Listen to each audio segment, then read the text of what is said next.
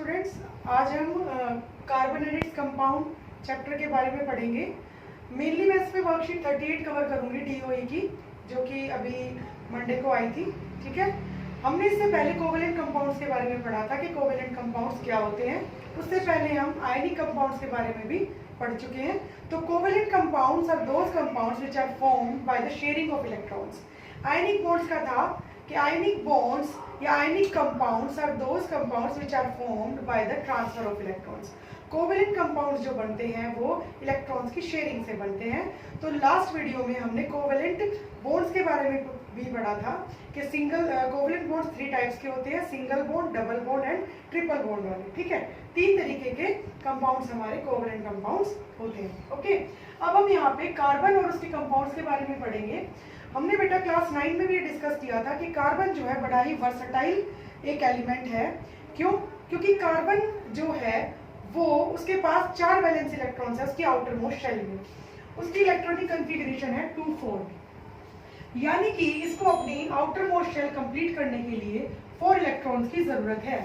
इसको inert gas configuration चाहिए। हमने बात की थी लास्ट वीडियो में कि इनर्ट गैस कॉन्फ़िगरेशन क्यों चाहते हैं एलिमेंट्स। इनर्ट गैस कॉन्फ़िगरेशन यानी कि नोबल गैस कॉन्फ़िगरेशन, उसका मतलब है कि सेकंड शेल में या थर्ड शेल में अगर 8 इलेक्ट्रॉन्स आ जाते हैं तो वो स्टेबल हो जाती है, वो केमिकली इनर्ट हो जाती है। ठीक है, कार्बन भी 4 इलेक्ट्रॉन्स ना तो ट्रांसफर करेगा और ना ही 4 इलेक्ट्रॉन लेगा। क्यों? ये एनर्जी के कारण होता है कि अगर कार्बन 4 इलेक्ट्रॉन्स लूज करेगा तो उसकी बहुत ज्यादा एनर्जी जो है वो खराब हो जाएगी। इस वजह से कार्बन क्या करता है, शेयरिंग ऑफ इलेक्ट्रॉन्स करता है। अपनी ये जो 4 वैलेंसी है इसको 4 इलेक्ट्रॉन्स और क्या करने पड़ते हैं, शेयर करने पड़ते हैं। तो यानी कि कार्बन जितने भी कंपाउंड्स बनाता है सारे के सारे कोवेलेंट कंपाउंड्स बनाता है।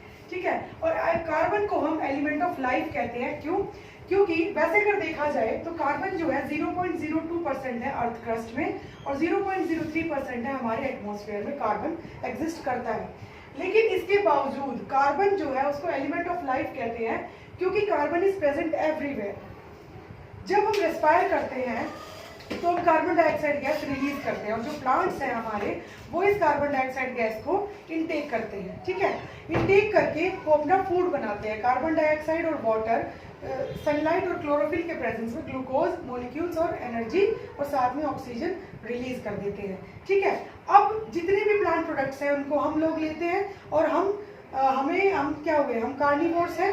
ठीक है, या हम हर्बीवोर्स है, बट एवर वी आर, हम प्लांट पार्ट्स ले रहे हैं, हम एनिमल पार्ट्स ले रहे हैं, लेकिन सभी के अंदर कार्बन जो है वो प्रेजेंट होता है।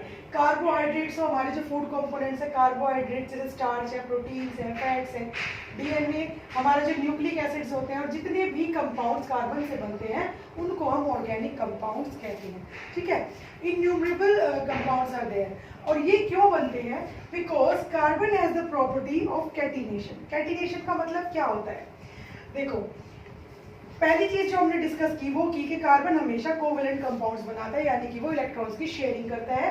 दूसरा जो नेचर है उसका कार्बन का वो टेट्रावेलेंट है। टेट्रावेलेंट का मतलब है उसके पास 4 वैलेंसी है, तो वो सिंगल, डबल और ट्रिपल तीनों तरीके के बॉन्ड्स बना सकता है। सिंगल बॉन्ड का मतलब होता है कि सिंगल बॉन्ड में 1 पेयर ऑफ इलेक्ट्रॉन्स शेयर होता है सिंगल बॉन्ड में। Okay, 2 pair of electrons share होते हैं डबल बॉन्ड में और 3 पेयर ऑफ इलेक्ट्रॉन्स शेयर होते हैं हमारे ट्रिपल बॉन्ड में। ठीक है, तीनों ही केसेस में कार्बन अपनी वैलेंसी को सेटिस्फाई कर लेता है। उसके बाद तीसरी इसकी प्रॉपर्टी है कैटिनेशन। कैटिनेशन क्या होता है? कैटिनेशन का मतलब है the tendency of carbon to combine with its own atoms और अदर ग्रुप्स। ठीक है, कैटिनेशन का मतलब है कि जो कार्बन एटम है वो अपने ही एटम्स के साथ कंबाइन करके बहुत लंबी लंबी चेन्स बना सकता है और इसी के कारण इसके millions of organic compounds available हैं। ठीक है, अब कार्बन एग्जिस्ट कैसे करता है? कार्बन, इसके अलावा सिलिकॉन हमारा जो एक मेटल है वो भी चेन्स फॉर्म करता है, लेकिन उसकी जो चेन्स होती है वो 7 to 8 एटम्स के अराउंड ही होती है और वो इजीली ब्रेक भी हो जाती है। लेकिन जो कोवेलेंट कंपाउंड्स बनते हैं, शेयरिंग ऑफ इलेक्ट्रॉन से जो बॉन्ड बनते हैं वो ज्यादा स्ट्रॉन्ग होते हैं। They are not broken easily, वो इजीली ब्रेक नहीं होते हैं। ठीक है, इस वजह से कार्बन जो है वो लॉन्ग चेन ऑफ कंपाउंड्स बनाता है। अब कार्बन किस तरीके से एग्जिस्ट करता है in free state? Carbon mainly दो तरीके से एग्जिस्ट करता है, डायमंड और ग्रेफाइट। डायमंड में क्या होता है,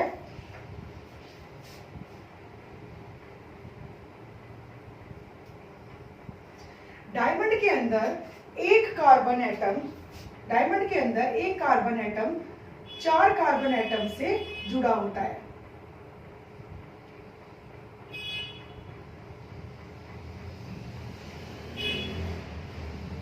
चारों तरफ से इस तरीके का स्ट्रक्चर इसका होता है। यहाँ पे ये कार्बन है, ये भी कार्बन से जुड़ा हुआ है। तो इस तरीके का स्ट्रक्चर ये होता है। ये जो डॉट से दिखाया जा रहा है ये इलेक्ट्रॉन्स है कार्बन के, ठीक है। तो इस हेक्सागोनल स्ट्रक्चर्स होते हैं डायमंड में, और इसमें unending network of carbon atoms is there, यानी कि अनएंडिंग स्ट्रक्चर होता है। दुनिया भर के अनएंडिंग मतलब अनकाउंटेबल कार्बन एटम्स आपस में जुड़े होते हैं, और डायमंड में एक कार्बन 4 कार्बन एटम से जुड़ा हुआ होता है, यानी कि इसकी कोई भी वैलेंसी, कोई भी इलेक्ट्रॉन यहाँ पे फ्री नहीं है, ठीक है। अब ग्रेफाइट की हम बात करते हैं। ग्रेफाइट जो है उसमें एक कार्बन एटम 3 कार्बन एटम से जुड़ा होता है, और एक कार्बन एटम उसका एक जो उसका इलेक्ट्रॉन होता है वो फ्री होता है, ठीक है। ओके, तो और इसकी जो चेन्स होती हैं वो दूर दूर होती है, ठीक है, समझ आया? ठीक है, इसकी जो चेन्स होती है वो दूर दूर होती हैं, और ग्रेफाइट में ये जो चेन्स होती हैं ये एक दूसरे के ऊपर स्लिप हो जाती हैं। इसी वजह से डायमंड और ग्रेफाइट की जो फिजिकल प्रॉपर्टीज है वो बिल्कुल अलग होती हैं। सबसे पहले बात करते हैं हम स्ट्रक्चर की। डायमंड जो होता है उसमें हेक्सागोनल स्ट्रक्चर होता है कार्बन एटम्स का। कार्बन एटम्स आपस में जुड़ के हेक्सागोनल स्ट्रक्चर बनाते हैं, और अनएंडिंग कार्बन एटम्स इसमें जुड़े हुए होते हैं जो कि बहुत ही क्लोजली और टाइटली पैक्ड होते हैं, ठीक है। तो ये तो हुई स्ट्रक्चर की बात। बॉन्डिंग में टाइट बॉन्डिंग होती है डायमंड के अंदर, और इसी वजह से जो डायमंड होता है it is the hardest material known on earth. Earth पे सबसे हार्डेस्ट जो मटेरियल है वो डायमंड है, और ये किस चीज में, और इसी कैरेक्टर डायमंड के अंदर कार्बन का एक एटम 4 कार्बन एटम से कंबाइन करता है, और इसी की वजह से इसके अंदर बहुत स्ट्रॉन्ग बॉन्ड्स हैं, एक भी इलेक्ट्रॉन यहाँ पे फ्री नहीं है, और इसी वजह से कार्बन जो है वो हार्डेस्ट सब्सटेंस है। स्ट्रक्चर हमने इसका स्टडी कर लिया, बॉन्डिंग हमने स्टडी कर ली। अपीयरेंस कार्बन जो है डायमंड के अंदर बहुत क्लोजली पैक्ड है, इस वजह से डायमंड जो है हार्डेस्ट मटेरियल नोन है। ये किस चीज में इस्तेमाल होता है? ये ज्यादातर डायमंड की कटिंग में और ग्लास इंडस्ट्रीज में ग्लास को काटने के लिए भी डायमंड इस्तेमाल होता है।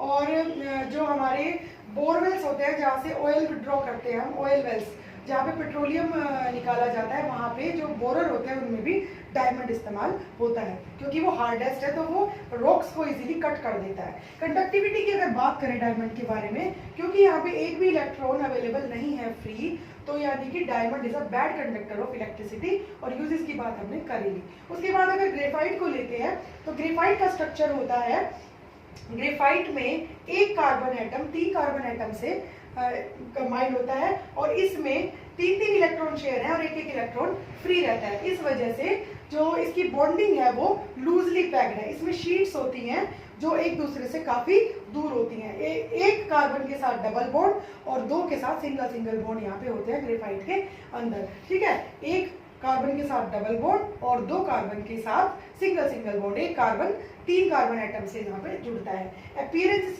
किस तरीके की होती है? जहाँ पे डायमंड बहुत ज्यादा शाइनी होता है, जो हमारा ग्रेफाइट है वो डल ग्रे कलर का होता है और स्लिपरी होता है, बहुत ज्यादा चिकना होता है, और वो बहुत ब्रिटल होता है, सॉफ्ट होता है। इसी वजह से उसको हम जो हमारी पेंसिल्स होती है, पेंसिल लेड में ग्रेफाइट इस्तेमाल होता है। अगर कंडक्टिविटी की बात करें तो graphite is a good conductor of electricity. क्यों? क्योंकि इसके पास एक इलेक्ट्रॉन फ्री है, तो flow of charge is also is called as electricity. Electricity या करंट क्या होता है? Flow of charge.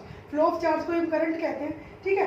तो जब एक इलेक्ट्रॉन फ्री है तो उसके पास फ्री आयंस हैं, जिसके कारण वो इलेक्ट्रिसिटी कंडक्ट कर देता है। और इसको हम प्रूव भी कर सकते हैं कि किसी इलेक्ट्रिकल सर्किट में हम सेल की जगह हटा के वहां पे अगर पेंसिल शार्प करके दोनों तरफ से वो लगा दें तो बल्ब ग्लो करना शुरू कर देता है। वो इसी वजह से कि उसमें इलेक्ट्रिसिटी कंडक्ट हो जाती है।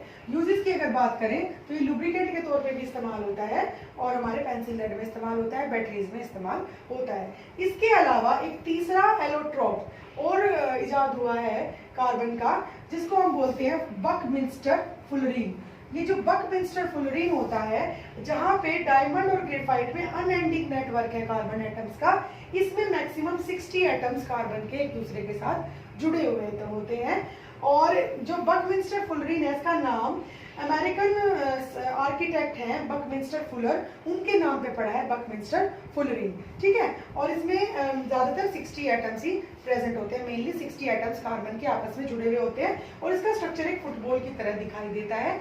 इसमें कुछ तो हेक्सागन्स होते हैं 20 के अराउंड 20 कार्बन एटम्स जुड़ के इसमें हेक्सागन फॉर्म में जुड़े होते हैं। हेक्सागन होता है हमारा जिसकी 6 साइड्स होती हैं। 20 हेक्सागन्स होते हैं स्ट्रक्चर के अंदर और 12 के करीब हमारे इसके अंदर क्या होते हैं, पेंटागन होते हैं, ठीक है। तो इस तरीके से 60 एटम्स कार्बन के आपस में मिलकर फुलरीन का स्ट्रक्चर बनाते हैं। फुलरीन ना तो ज्यादा हार्ड होता है और ना ही ज्यादा सॉफ्ट होता है, इस वजह से ये इसका नेचर है स्लिपरी और ये सॉलिड होता है और ब्लैक कलर का होता है और ये ड्राई लुब्रिकेंट की तरह मशीन्स में ड्राई लुब्रिकेंट के तौर पे ये इस्तेमाल होता है। तो ये तो हमारी वर्कशीट 38 में ये वाला टॉपिक डिस्कस हुआ। इसके बाद हम इसके क्वेश्चंस लेंगे, ठीक है। हम इसके क्वेश्चंस डिस्कस करते हैं।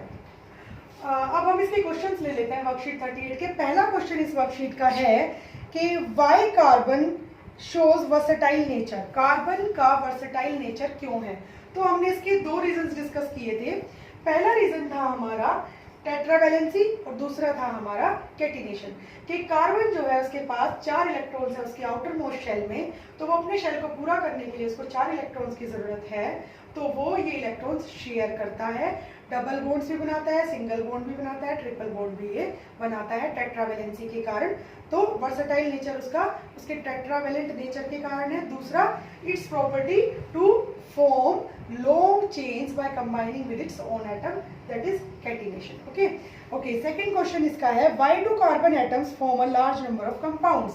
कार्बन एटम्स बहुत सारे कंपाउंड्स क्यों बनाता है? वही जो हमने डिस्कस किया था कि बहुत सारे ऑर्गेनिक कंपाउंड्स होते हैं कार्बन के, उसमें भी आप यही एक्सप्लेन करेंगे कि because carbon has a property called catenation, so it is capable of producing large number of compounds. It has a tendency to combine with its own atoms and also with other numerous types of atoms. Okay, उसके बाद है what is the minimum number of carbon atoms in fullerene and what is its shape.